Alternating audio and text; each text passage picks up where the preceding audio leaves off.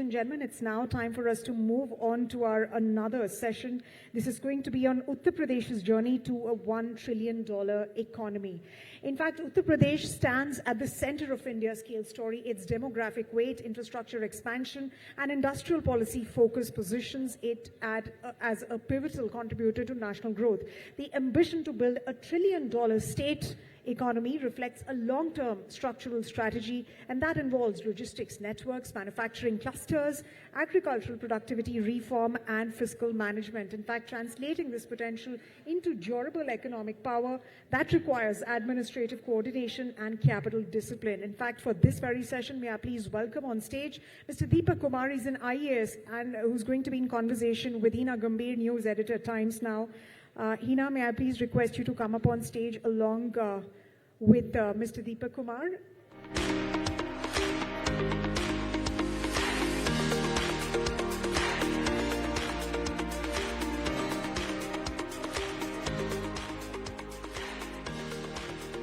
Thank you, Samita. Good afternoon once again, ladies and gentlemen. Mr. Deepak Kumar, pleasure to have you with us today. We're going to be talking about the journey of Uttar Pradesh from potential to powerhouse, the journey to $1 trillion economy. So, Mr. Deepak Kumar, Uttar Pradesh, we know, has set a rather ambitious target of becoming a $1 trillion economy. What are the three, in a way, biggest structural shifts that are going to make this aspiration achievable? Good afternoon, everyone. And it sure is a privilege to be here and slightly intimidating also. We are all aware that Honorable PM has set us a target of $5 trillion economy. And Honorable CM in line has also set us for UP a target of $1 trillion. UP so far about a decade back was contributing 8% to the national economy, which has now gone up to 9%. And obviously, Honorable CM says that we constitute 17% of the population, and we must punch higher. We must contribute commensurate to our population. And if you see the growth rate, and especially the post-COVID growth rate, the nation has been growing at roughly 14%, and UP has achieved about 16% of growth rate. So, while the national growth rate is itself very awesome, the acceleration of UP is very noticeable. So the intent is there and the content is also there. You asked about the three sectors. Yes. The structural changes that have enabled this or that we are projecting. So the first one, according to me, is the instilling of rule of law. Our CM is a strict disciplinarian, and he wants the rule of law implemented.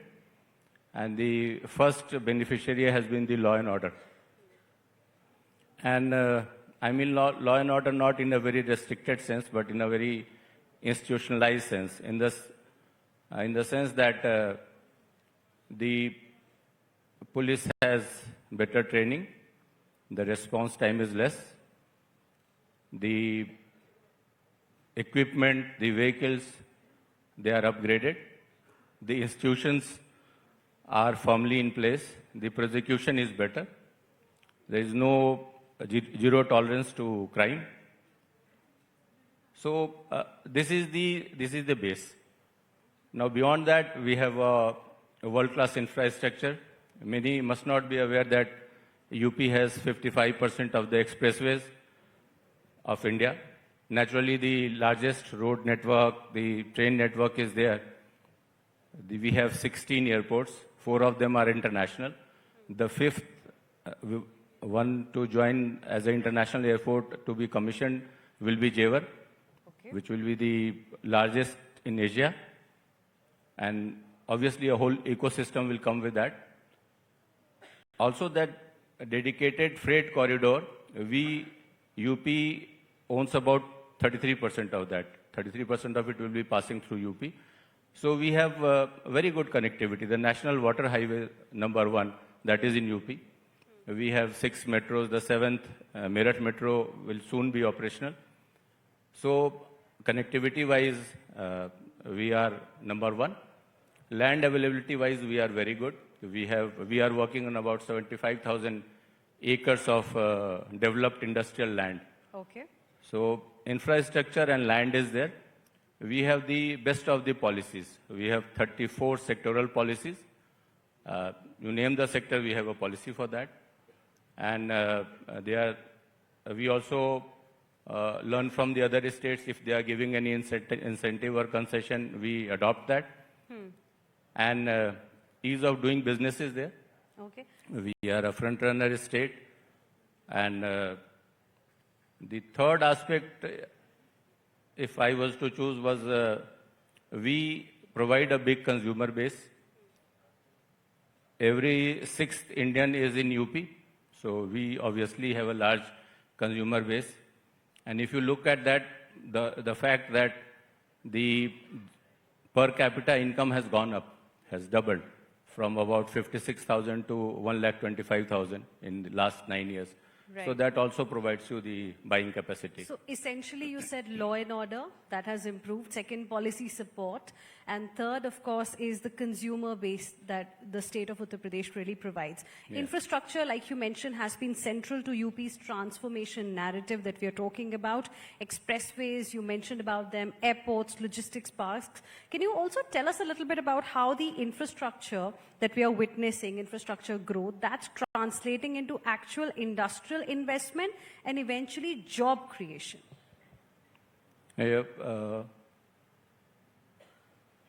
We see what is visible to most of the observers is the development that is taking place in NCR. And the most prominent one is obviously the electronics industry. Again, many people may not be aware that 55% mobiles are made in UP. About 60-65% electronic component is manufactured in UP. And this is what meets the eye. But you see across all the sectors, whether it is primary, secondary, UP has made sizable progress.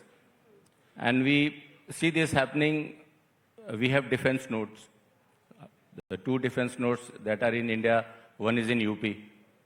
So from small ammunition to large ammunition, small guns to large guns to BrahMos, they are manufactured in defense corridors.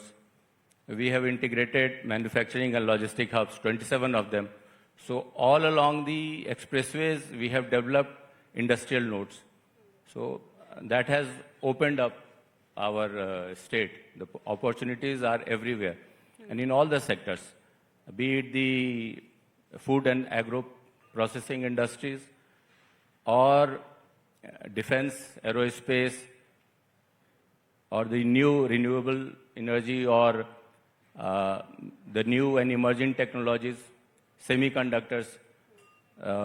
Next week, one semiconductor facility will be operationalized in UP. Okay. So all these sectors have come up well. Okay. So you cannot say that only one sector or some sectors are prominent. Some sectors may gather more limelight, but all sectors are progressing, including the traditional sectors like textile, leather, leather shoes, leather goods, non-leather goods. So there is commendable progress in all the sectors. Okay, so you've given us a sense of the kind of sectors that you are focusing on right now that can help UP achieve the aspiration that it has. Now, investors today also look beyond incentives and policy support. They also look at execution, speed. How has UP improved ease of doing business in terms of clearances, land availability, and then most importantly, dispute resolution? Our Honorable CM is very particular. He says speed is the new incentive. So, in this environment when most of the states are coming up with excellent concessions and subsidies, obviously, if the investor has to choose, speed is one of the things. As I said, ease of doing business in UP is in focus. From 12th position, we have come to the front-runner state. If you see logistics or good governance, any index that you take, export preparedness, we are at the top. There is a special provision that when an investor comes to UP, there is a Udyam Mitra. He is a kind of relationship manager, and he is specially trained, experienced people. They handhold. So from the time an investor expresses his intention to invest in UP, there is a handholding, and it is at officers level also. And Honorable CM himself monitors all this. There is a CM portal, and there is a easy access. All the investors who have worked in UP or who have any intention, who have met the CM, realize this, that they have direct access to the Honorable CM. So I think that is well taken care of. Ease of doing business is there. Okay. And as I said right in the beginning, rule of law also means contract enforcement. And we have eased that. We have eased the business guidelines, the building bylaws. Recently, UP was judged the best in deregulation, decriminalization. There are about 577 provisions that were decriminalized. So all this shows that we really care and we have taken measures to improve things. Okay. Talking about agriculture sector now, that still employs a large part of UP's population. How do you see the transition from agriculture-led livelihoods to value-added agro-processing and rural industrialization? About 65% of our population is still dependent on agriculture, and it contributes about 26% to our economy. And that is the main concern, because everyone cannot be involved in industrialization. Everyone cannot shift to manufacturing, and yet agriculture has to be given the primary role. So what UP has done is taken a lot of steps. One is diversification.